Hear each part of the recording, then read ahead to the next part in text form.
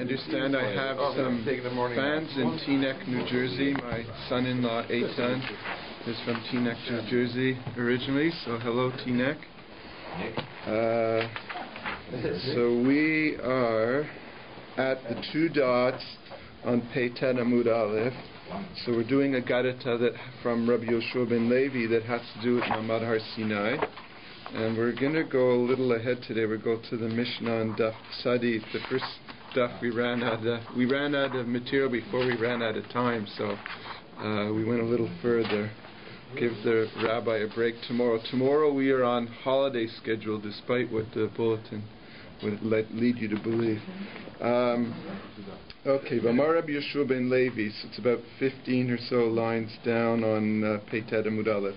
B'shah she'irad Moshe lifnei HaKadosh Baruch Hu bas Satan v'amar lefanav Ribono shel Olam Torah heichan hi. So Rashi says the Satan is the Yetzer Hara. I mean, it's not for today, but it's a very deep and lengthy discussion as to what's the association between the Satan and what we refer to as Yetzer Hara. So Rashi seems to just here try and on a shallow basis suggest that they're interchangeable, but say the Goyim believe in Satan also, but their association with Satan is a little different. So we'll just leave it as you can believe who you believe this figure is. So he asked him where the Torah had gone to. Now, we saw in the last Gemara that the Malachim had agreed that it should go to human beings. The Art Scroll explains here that, but they were under the impression that it would also stay in Shamayim, that when they agreed that it was more relevant for human beings, they were essentially agreeing that there were aspects of it that were relevant to human beings that weren't relevant to angels, but they weren't surrendering it completely. So the Satan, being the troublemaker that he is, what he's saying is, wait a second here, we thought we were partners in this, and this was going to be a joint Torah between Shamayim and Aretz, and now it's gone. So who took it away from us? So Amar La. Amar lo nitati al haaretz. So Kadosh Baruch Hu told him, I've given it to the earth.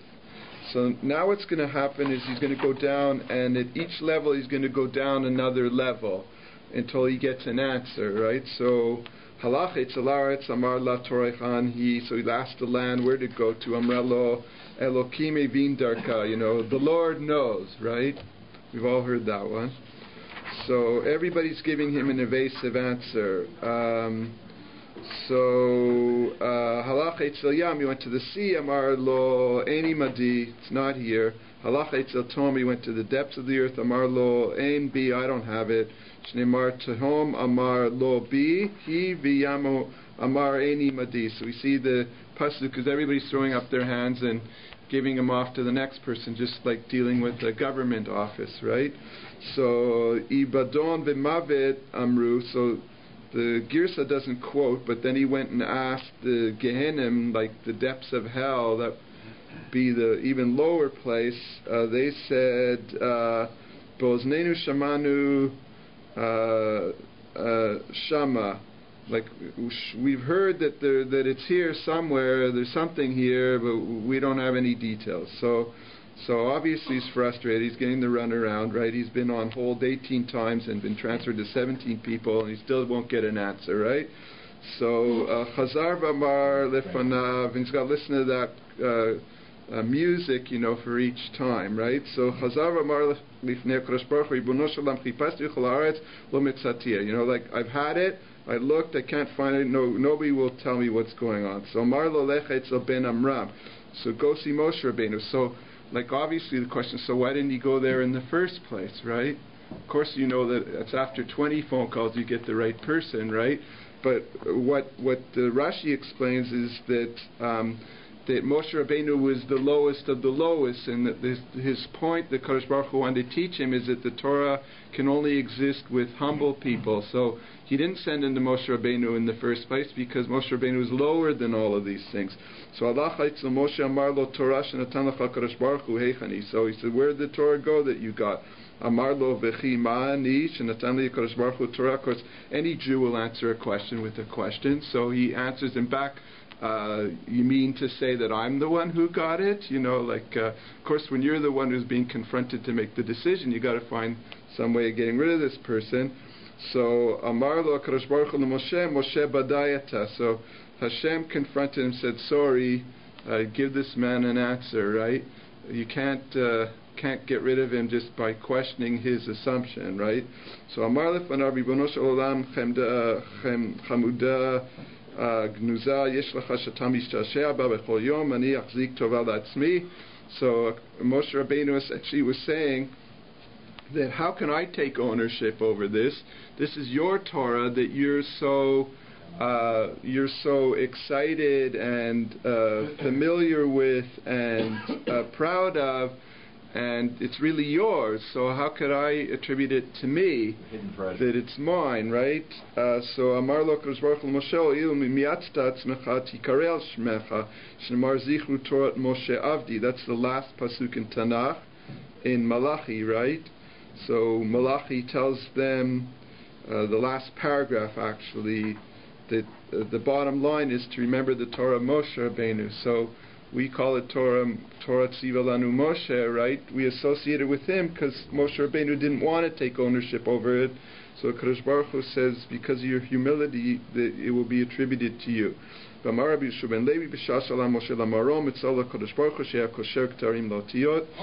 famous Gemara, Moshe Rabbeinu went up, he saw Kadosh Baruch Hu was tying crowns on the letters. You know how if you're a Baal Korah, you see the Torah has these crowns on certain letters, like a Sheen, for example, and that's how the different Ktav is really in how to write the crowns, like say between Nusach Hagra, which is a beautiful Ktav, and some of the other Nuschot is in terms of how many crowns on or stems on certain letters. Amar Lo Moshe En Shalom B'Yircha. So Kadosh Baruch Hu was annoyed that he hadn't greeted him, that he just was watching him. Amar Lefanav Klum Yesh Evet Shenoten Shalom L'Rabo. So Moshe Rabbeinu said it's not proper etiquette for the slave to start the conversation. He has to wait for the master to acknowledge him. Amar Lo Hayalecha La'azreini. You should have helped me. Miyad Amar Lo.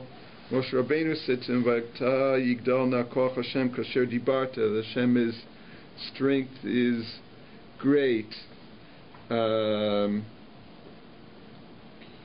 So Rashi says that this wasn't exactly at the same time.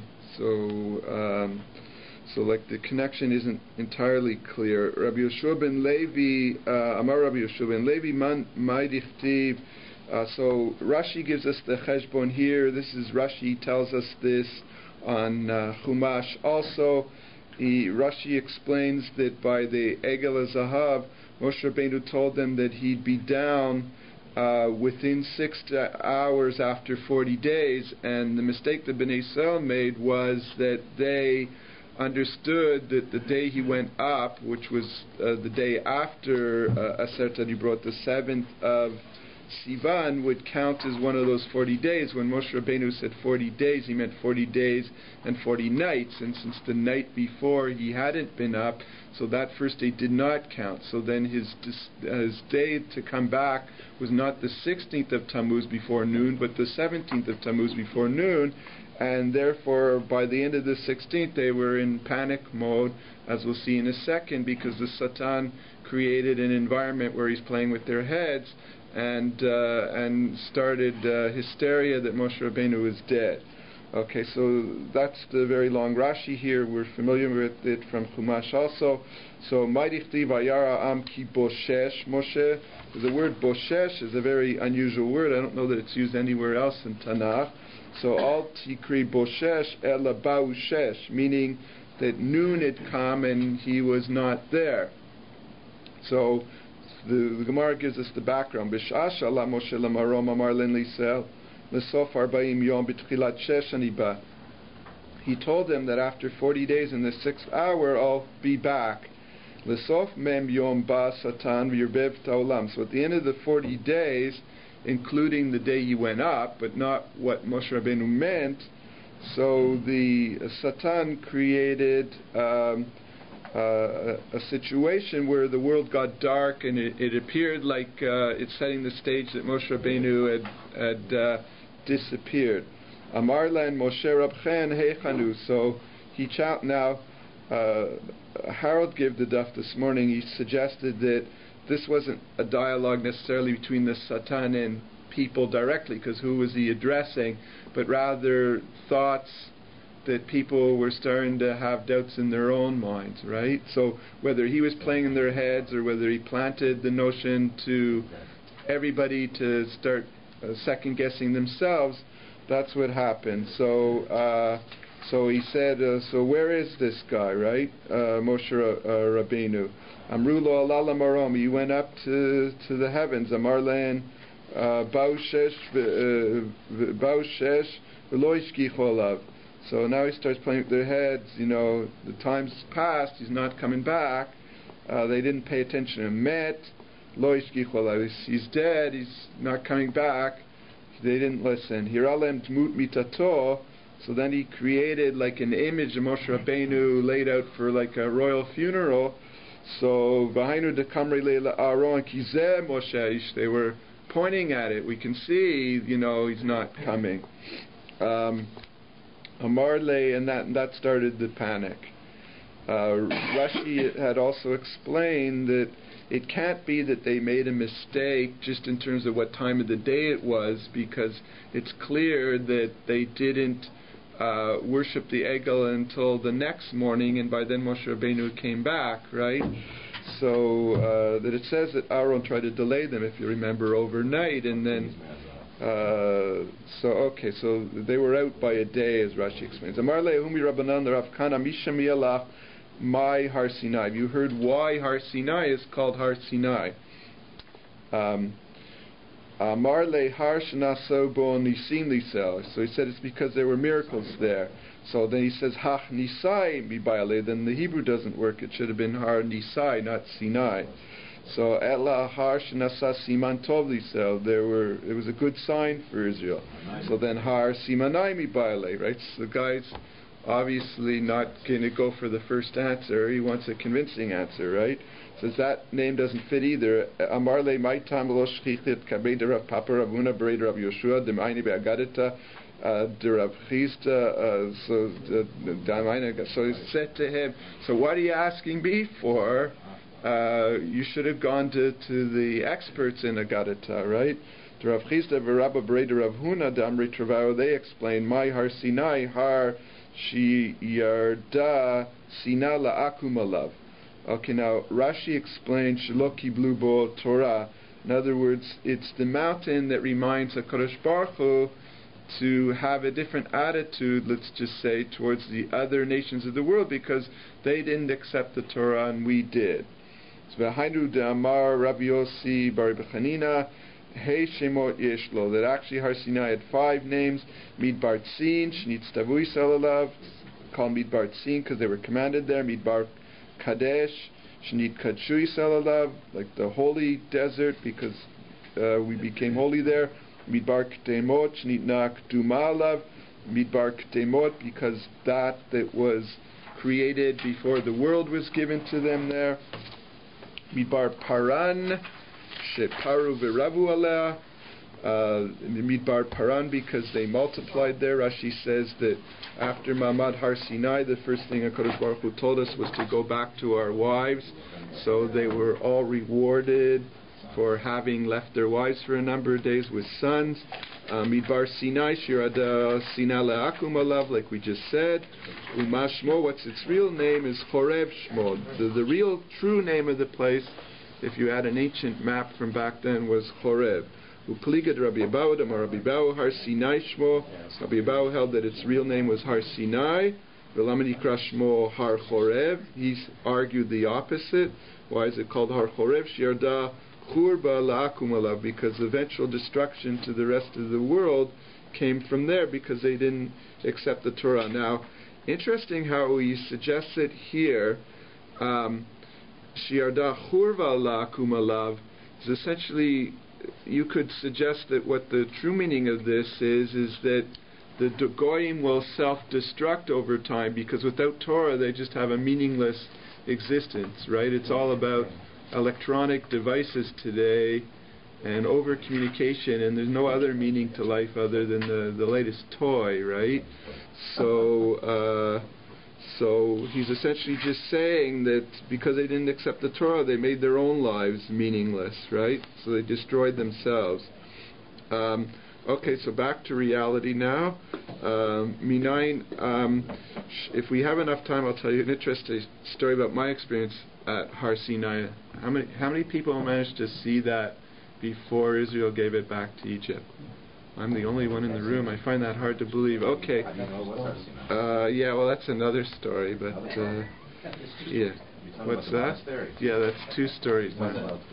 Yeah. Okay, so I saw the monastery. Yes. So let's hear the story.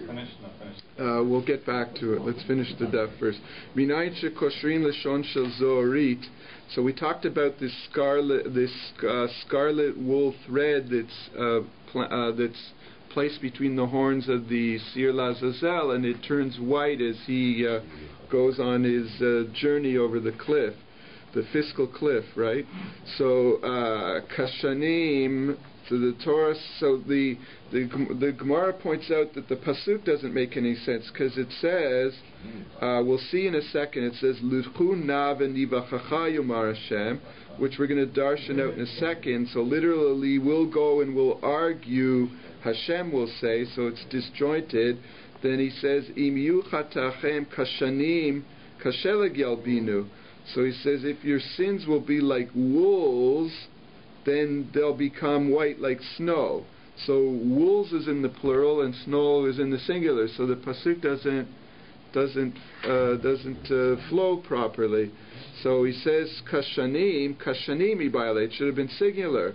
So Amar Rav Yitzchak Amar Lem HaKadosh Baruch Hu Yisrael Im yuchatechem kashanim halalu shesturot ubaot mishesh dimei breishit vadachshav. So in other words, the word shanim here is a play on words. It's not just wool, it means years.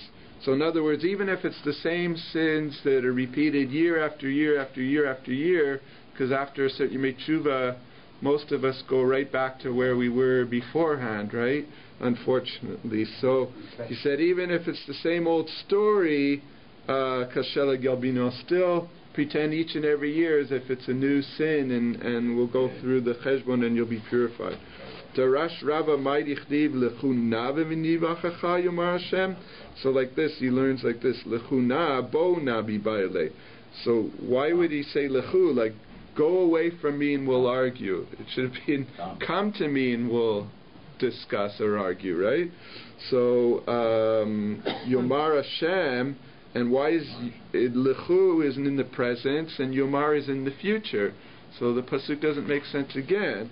So Amar Hashem Ibayale should either be Hashem said or Hashem is saying, right? So Latid Lavo Yomar. So Latid. So the Gemara explains Latid Lavo Yovar Lahem HaKadosh Baruch Hu Yisrael. In the future, this is all in the future. Hashem will say to us, Lechu na etzel avotichem yochichu etchem. Go to your forefathers and let them rebuke you for all your sins. So v'yomru lefanav, and they'll say back to him, they'll say, Ribono shel olam, etzel minelech. Who are we going to go to have this dialogue with? Etzel Avraham she'amarta lo yado atida v'lo bikesh rachamim aleinu. Avraham Avinu, like Harold said, he spent the whole day arguing with the Kodesh Baruch Hu to save Sdom v'Amorah over 5 people or 10 people, but for all of Am Yisrael to go down to Mitzrayim and be slaves for 400 years, he didn't comment on that, right? So they said, we don't expect that we'll get sympathy there. Eitzel Yitzchak Shibirechet Esav Vayakasher Tarid V'lo Bikesh Rachamim Aleinu. Should we go to Yitzchak, who told Esav that if the Jewish people aren't faithful, that then Esav will take off his yoke and harm us. So we're not going to get sympathy there. And Eitzel Yaakov Shamarta Lo Anichi Yered Imcha Mitzrayim V'lo Bikesh Rachamim Aleinu. And Yaakov also was told he's going down to Mitzrayim, and he didn't ask that for mercy also. So where are we supposed to go? Yaakov is totally opposite what we say on Rosh Hashanah and Yom Kippur. Yeah. But Avraham is saying Yaakov. I know this is a very different Exactly Gemara, right? Yeah. So I think the issue is I mean, we always talk about Zchut Avot. The whole nusach of the tefillah is surrounding Zchut Avot, right? And yet here there seems to be a suggestion that we're reluctant to go there, right? So Eitzel Minilech Achshav. So where shall we go? So Achshav Yomar Hashem, meaning Amar Len HaKadosh Baruch Hu Yilu V'Tlitem Atzmechem Bi. So HaKadosh Baruch Hu will say, since you're holding out for me to deal with you directly, okay, so I'll decide what to do. Amar Rav Shmuel Bar Nachmani Amar Rav Yonatan Amaidichtiv Ki Ata Vinu Ki Avram Lo Yadanu V'Yisrael Yakirenu Ata Hashem Avinu Goleinu Olam Shmecha. It's the same sort of theme, virtually, that Avraham Avinu doesn't recognize us, and Yisrael, meaning Yaakov Avinu, doesn't recognize us. But only Hashem knows who we are. He recognizes us. Lativ Labo, same theme essentially. Yomar Lo Kadosh Baruch Hu Avraham Banecha Chatuli. So he'll tell Avraham Avinu, your sons have sinned. Amar Lefanav Ribono Shalom Yimachu Al Kedushat Shmecha. So then get rid of them. So Amar Eimer Leili Yaakov. So Kadosh Baruch Hu said, whoa, so maybe I'll go to Yaakov Davalei Tsar Gidul Banim. He had 12 children and so much more trouble with Yoseph and all that went on. So maybe he'll have more some sympathy. If Shar Dabai Rachmi Elayu, maybe he'll have more mercy. Amarle Banecha Chatu Amarle Fana Ribono Shalom Yimachu Al Kedushat Shemecha. So goodbye, right? So Amar Lo Be Same Tama Velo Bedarke Eitza. There's no compassion here from the grandfather Avraham Avinu or by the little children Yaakov, like the grandson. Amar Lo LeYitzchak Banecha Chatuli. So he spoke to Yitzchak. Now the reason he had skipped Yitzchak in the first place because Yitzchak's midah was din, right? Pachad. So he avoided Yitzchak initially. So Yitzchak says to him, Amar Lefanai Ribono Shel Olam Banai Velo Banecha. What? How could now it's my children, not your children? Right? We all know this game, right? Whenever the kid's naughty, it's the other spouse's child, right? It couldn't possibly be our child at that stage, right? So B'sha'ah shikdimu lefanecha naseh lenishma karata lehem b'ni bechori. When they said naseh v'nishma, then you called them b'ni bechori Yisrael. They were your children. Now that they're rebellious, you're saying they're my children, right? So achshav b'ni v'lo banecha. So I'm not taking ownership over this. V'od kamachatu.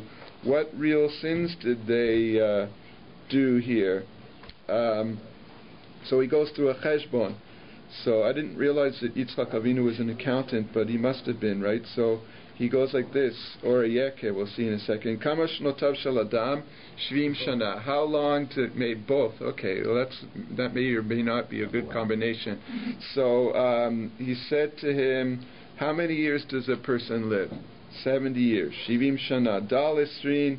Delo anashta alive. So take off the first 20 years because we see that the door Hamidbar Rashi says for the Chait Meraglim was only punished from 20 years and up. So the first 20 years I guess don't count.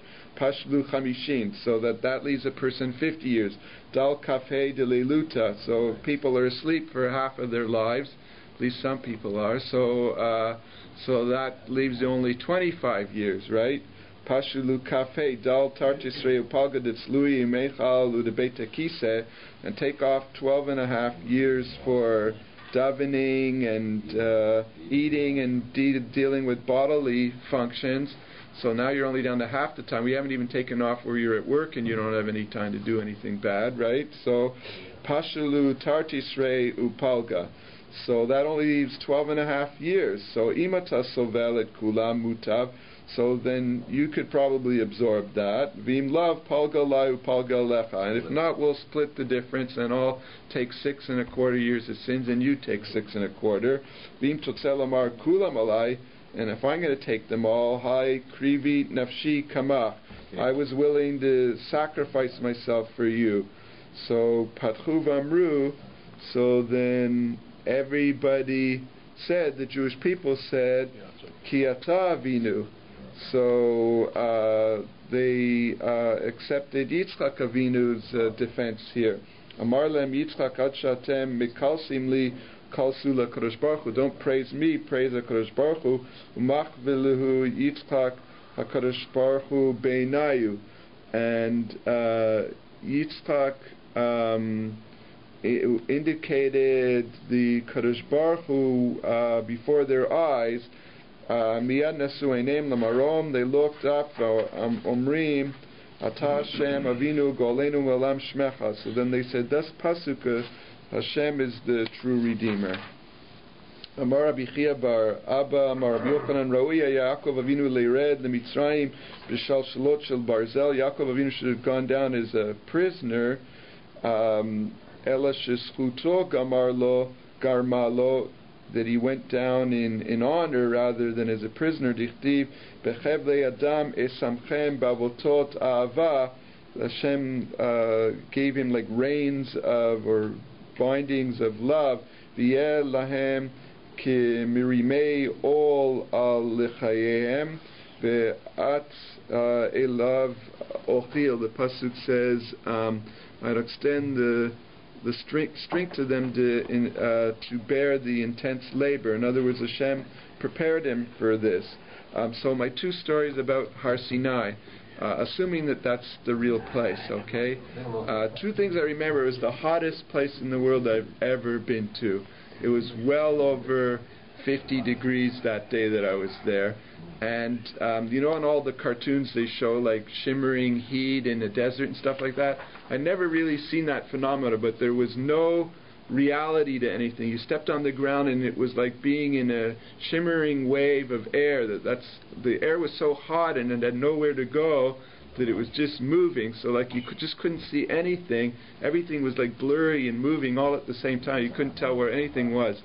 I remember we had to go from the plane to the terminal building, and I was wearing running shoes and socks, and I still burnt the bottom of my feet running to the terminal building at like top speed, because the second you put your foot down on the ground, it was like stepping on burning coals. There were people there with like in sandals or moccasins or like the beach shoes, clogs. They're completely burnt by the time they got to the building, right? They're like gone, right? So like the first thing they had to do was treat people's feet, because that's how hot it was. The second thing I remember is the monastery was kind of interesting, is because they couldn't bury anybody there because the sand is always shifting. So for the main monks, they had like their own locker. It looked like a football locker room, and the person's parts were set up like on different shelves so that it would look like he's in order. So you had the skull on the top shelf, and then the ribs on the next shelf, and the arms on the next shelf, and the legs on the bottom shelf. These are all arranged like so, like as if he was standing. They didn't hang him or anything, but it looked like a Halloween movie. It looked kind of interesting. And then there were entire rooms of bones for the guys that obviously weren't on the main team. They ended up just in a room full of bones. But that's what I remember. I didn't climb it. My parents did. But to climb it, you would have to go like very early in the morning, because otherwise it was too hot. Okay, so let's have a look here. Next Mishnah. So now we're back to the topic of what you can or cannot carry on Shabbat. So we'll do this quickly. We already, as I said, we did it all the way in the Mishnah, so I apologize. It keeps people here another couple of minutes, but we'll blast through it. It's very simple. So hamotzi eitzim, we said the amount of wood that you cannot carry is kei livashel beitza kala, enough to cook a small egg, a light egg. So by that we mean a chicken egg that's, once it's cooked, it's like the size of a fig, and an easily cooked egg. So it doesn't have to be like totally cooked, like a soft-boiled egg, say. So tavlin, spices, k'dei litabel beitza kala, enough to spice this small egg that we talked about. Mitzarfim zaim, the spices would come together. So if you're using different spices, they would come together. The Gemara is going to challenge this in a minute. Klipe egozin u klipe rimonim isti supua k'dei litzbo b'en beged katan pi svacha. So we say that if you take the peels of nuts or pomegranates or safflower or madder, these were used for dye, so it's enough to dye the small cloth that went on the top of a woman's hat. We've talked about that before. And now these are detergents, meiraglaim, urine, neter, natron, borit. The Gemara is going to discuss borit at length, and in the end they come to the conclusion that it's something called soapwort, kimulya ve'ashlag. The Gemara will explain those terms. These are all detergents. K'dei lechabes beged katan pisvacha, enough to launder this small cloth on the woman's hat. And Rabbi Yehuda gives a smaller shear, k'dei la'avir teketem, to take off a blood stain. As remember in Masachet Nida we talked about how you use detergents in a certain order to remove blood stains. Okay, so the Gemara says, Tanina chadazimna, I thought we already talked about wood. Kaneh k'dei la'asot kulmus. We said that the amount of reed you need is to make a quill. So and ima ya'avo merusas k'dei levashel beitza kala. And if it was broken such that it couldn't be used as a quill, it could only be used as firewood, it is enough to cook a small egg. So we've discussed that already.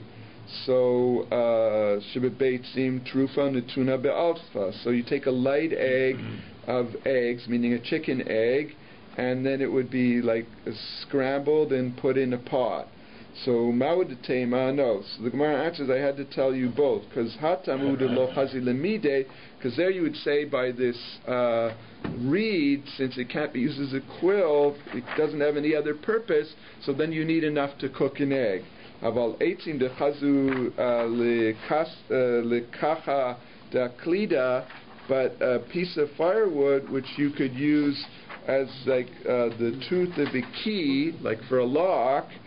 Afilu kolshu, you might think that any amount of wood you wouldn't be able to carry would still be considered chashuv. So kamash malan, I tell you it's the same shear.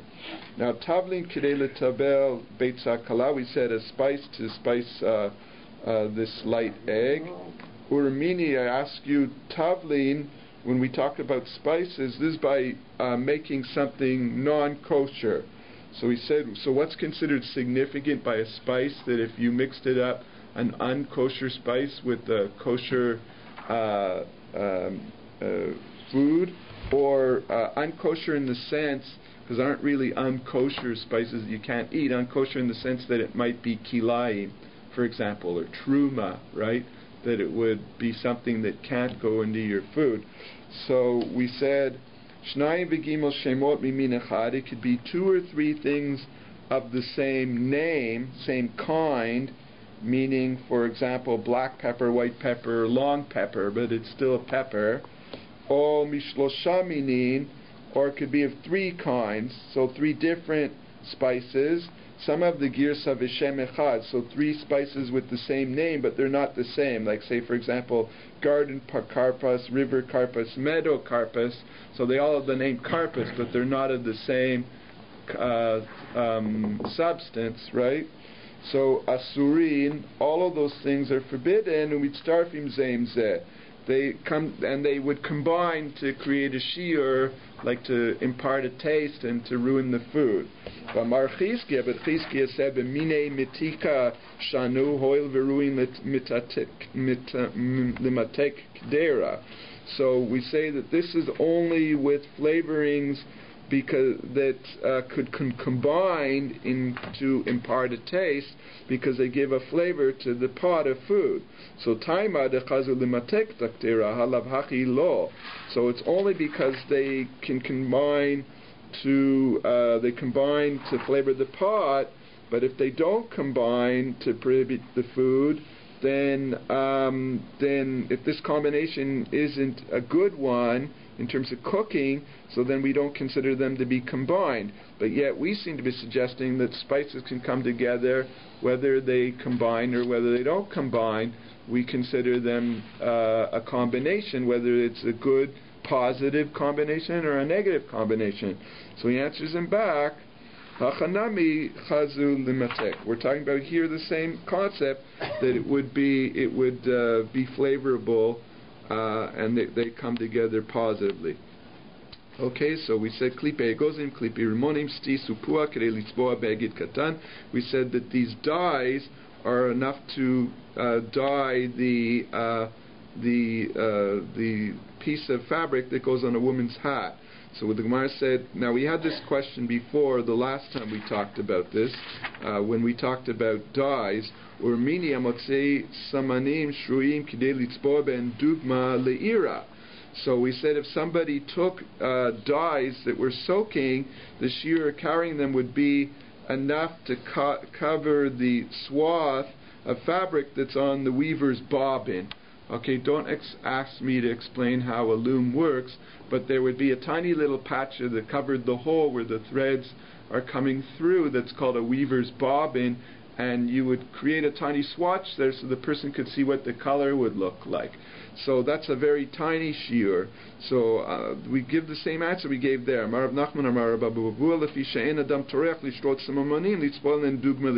Nobody's going to take raw dyes and soak them just to create enough to color that tiny swatch. Okay, so therefore when it comes to raw dyes, unprocessed dyes, you have the raw ingredients like the nuts and the peels, so then it has to be a much bigger shear, it has to be to create enough dye for the patch on a hat, right? But if you found dyes soaking already, then the shear is much smaller, because those are existing dyes. They already have the color in them. Okay, so mei raglaim, we said urine tana mei raglaim ad ben mem yom. It's to someone that's it's 40 days old. That's how Rashi understood it. Tosfot understood it to mean up until 40 days old. So different approaches. So whether it means at least 40 days old or up to 40 days old. Neter, we said netron, tana neter Alexandri, velo neter an patrin. There are different neters. We're talking about the Alexandrian netron. Borit, what is borit? Is like today what we call borax, right? So it's a cleanser. So the Gemara is going to go through a number of attempts to define it. Amar of Yuda zechol, it's sand. The Gemara says that's not possible because it says Vatanya borit vachol. So we say borit and sand. So obviously they're not the same. Elamai borit kavrita. So he says it's sulfur. But he asks him back, Meit ve'yosifu le'en ha'chalbitzin va'li'inun va'borit va'oil. So when we talked about Shemitah, we gave all kinds of thistles and aloes and that aren't that are also have the isra of Shemitah. Bisal katach kavrita miita b'shvit. If you're going to say that it means sulfur is not something that Shemitah would apply to, because we say this is probably v'hatanya. Vatanya ze'aklal kol sheyesh lo ikar yesh lo shvit, she'en lo ikar en lo shvit. Something for shvit has to grow from the ground, and sulfur is a chemical. It doesn't grow from the ground, doesn't have roots. Elamai borit ala, so it must be aloe. So he says Vatanya vaborit va'ala, but we just said that borit and ala are two different things. So he answers them trei gavne ala. There's aloe, which people call aloe, and then there's this borit, which we said is wormwort. Did we call it soapwort? which is, people will call it Allah, but it's not aloe, and that's what we're talking about. Kimolia, so what's Kimolia? So those were the last two we didn't define yet. Amar of Yudah Shlof Dots.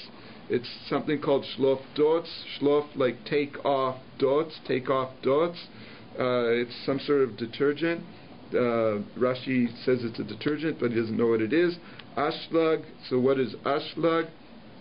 So Amar Shmuel Shaltil L'chon Nechute Yama. I asked all the seafarers to find out what this is. Amar Li Shon Anashma. It's called Shonana. Umishtakeach beNukva de Marganita Mafkile beRimtza de Parzalan. It's found amongst pearls, in the holes of the pearls, and you remove it with a pointed iron instrument, like how you process pearls.